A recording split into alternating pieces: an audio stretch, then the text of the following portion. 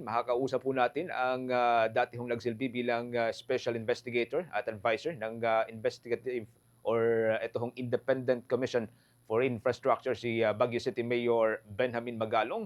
Maraming salamat. Thank you for joining us, Mayor. At welcome sa Bombo Radio Philippines, sa Bombo Network News. Si Bombo Genesis po ito, kasama natin si Bombo Ever. Medyo matagal-tagal na po, ano? Mula nung kayo po'y aming nakasama or nakausap dito po sa Bombo Radio Philippines. Ano pong mga nalikom po ninyo na mga impormasyon o nalaman pong mga impormasyon noon pong kayo po yung miyembro pa ng Independent Commission bago po kayo umalis sa naturang komisyon, Mayor? Magandang umaga ho. Sa ating mga Bombo fans, sa mga viewers. Unang-una nalaman namin dito sa mga pag-iikot namin na, alam mo, anticipated ko eh. Anticipated ko yung widespread siya. Pero yung lalim, yung magnitude, talagang nagulat kami. Na talagang hindi pala ito kahakan. Anong tawag nito? Kakaiba. Kakaiba. Kumbaga parang naging way of life. Parang naging livelihood program na ng ating mga tiwaling politiko at mga government officials, kasabwat na nila yung mga kontraktor. Kaya umabot sa ako, palagay ko, libo ito ng mga proyekto na talagang matindi ang katiwalian. Sa anong paraan po siya naging o nabanggit po ninyo na way of life, Mayor? No? Parang tanggap na lang ho ba ng public o parang normal na lamang ho ba sa government official? Ito ho ba yung ibig nyo sabihin? Well, na siya eh. Puro pagkakaperahan na lang eh. Hindi naman public service na yung iniisip dito eh. Hindi na nila tiniisip yung public interest dito. O kaya yung sinasabi nila na yung every peso should be spent for the common good. Hindi na ganun eh. Ang mga proyekto parang ang inisip na lang nila ay pagkakakitaan na lang para kumapal yung kanilang mga bulsa. Ganun na ang nangyari eh. Halos wala kami, sa pag-iikot namin ni Secretary Vince, wala kami nakitang maayos na mga project. Puro may kalokohan talaga. And sa pag-iikot na yan, Mayor, may na-establish ba kayo na paraan or sistema kung paano po nangyayari yung nababanggit po ninyong kuntsabahan sa pagitan po ng government officials? Ay talagang conspiracy talaga. Conspiracy, complicity, tolerance, at pinabayaan na rin. For some reason, pati taong bayan, kumbaga tinanggap na rin. Kaya siguro ganun sila naging so bold, so comfortable doing it. Dahil walang nagsusumbong eh. Walang lumalaban sa kanila, walang nagsasalita. Lahat tahimik. Lahat nabibili, karamihan nabibili ng pera. Kaya siguro ganun nangyari, kaya ganun nag-evolve. Pero since nakita na ho ninyo na may kakuntsabahan, hindi ho ba mas marami ho sana kayong nagawa kung nag-stay ho kayo sa komisyon, Mayor?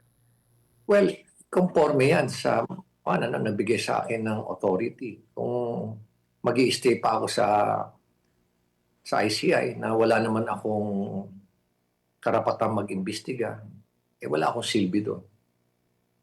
Alam mo kasi napakaraming kaso. At syempre, yung mga commissioners, hindi naman nila kakayanin na pumunta sila sa field, pumunta sila, mag-imbestiga sila. Hindi nila trabaho yun. Ang trabaho nila, yung to see to it that, they get to the bottom of these anomalies. Tapos, i-consolidate yung mga cases, mag-file ng cases, determine nila kung sino yung mga responsible dito. At the same time, gumawa sila ng mga recommendations, ano yung mga dapat gawin, ano yung mga transparency or accountability initiatives or mechanisms na dapat i-adapt na ng gobyerno para mapigilan na ito kaya ma-address ito. Yun ang trabaho ng ICI. Pero pagdating doon sa investigasyon, kailangan talaga ng isang tao na mag-orchestrate. Kasi hindi mo kakayanin mag-isa eh. Katulad ko. Okay, assuming na initially ako yung investigation. Pero hindi ko kayanin mag-isa dahil libo yan eh. At ang lalayo ang mga lugar. Kailangan i-orchestrate ko yung mga iba't ibang mga ahensya, gamitin ko yung mga iba't ibang ahensya. Ang dami pwedeng itap eh. Sort of force multipliers para talagang malagyan natin, masolusyonan natin, maimbestigahan natin lahat. Pero kung nawalan naman ako ng ganong authority, bakit pa ako mag-i-stay doon? Kaya naisip ko, mag-resign na lang ako. Alright. Mayor, nabanggit din po dati sa statement ni Palace Press Officer Undersecretary Claire Castro na may mas mataas po na posisyon sana na naghihintay po sa inyo sa International Independent Commission. Kung magre-resign kayo as Baguio Mayor, ano pong masasabi niyo po dito, Mayor? Alam ko, pampalubag-loob na lang yun. Mas effective ako as investigator. Kasi yun naman ang primary mandate ng ICI, mag-investigate at mag-file ng kaso. Kung wala kang mga investigators, paano mo papatakbo? Alangan namang doon ka lang sa opisina, nagkakandak ng hearing, malalaman mo ba kung ano talaga nangyayari sa field? Hindi mo malalaman yan. Iba yung trabaho ng mga commissioners. Iba rin yung trabaho ng investigador, o kaya yung special advisor and investigator, na siya mag-orchestrate lahat. Siya magmamanage ng mga series of investigations. Iba-ibang lugar eh.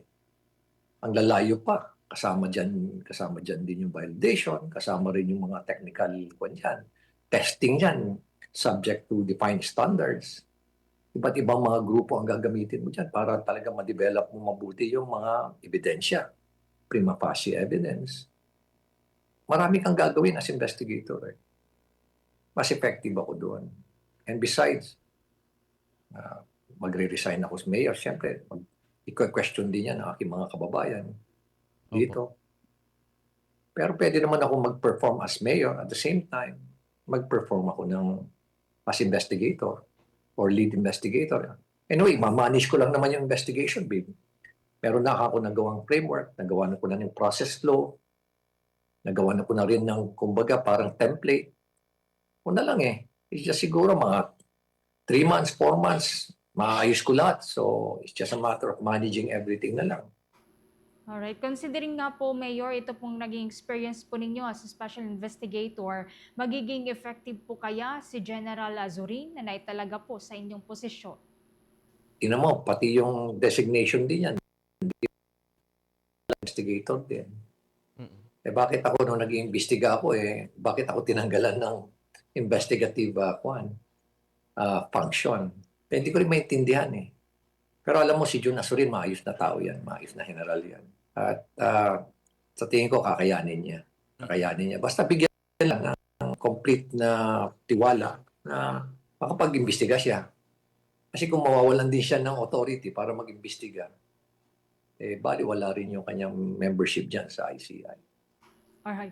Mayor, may lumalabas po dati na impormasyon na baka daw may nakalkal po kayong pangalan at sensitibo pong impormasyon sa inyo pong inisyal na paglilibot. Totoo po ba ito, Mayor? Kumbaga sa di ba nagpapalinis ka ng ngipin, tapos may mga nerves na tinatamaan, di ba, mapapaaray ka. Palagay ko gano'n na nangyari.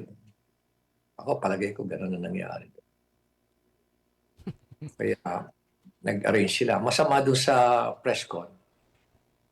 Okay lang yung sabihin na may conflict sa trabaho ko as mayor at yung trabaho ko as investigator. Although sila naman ang gumawa talaga ng work around yan Sila ang gumawa ng solusyon dyan Kaya nga hindi na ako sinama na membro ng commission as a commissioner, di ba?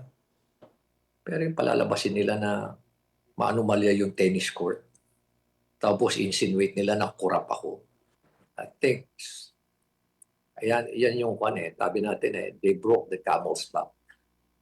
Hindi ko matanggap yun. Sisiraan mo pa ako ng gano'n. Doon sila babanggit po ninyo na posibleng may natamaan, Mayor. Can we name names dito? Ay, may pwedeng banggitin yun. Pasensya ka na, Genesis. Hindi na natin pwedeng banggitin.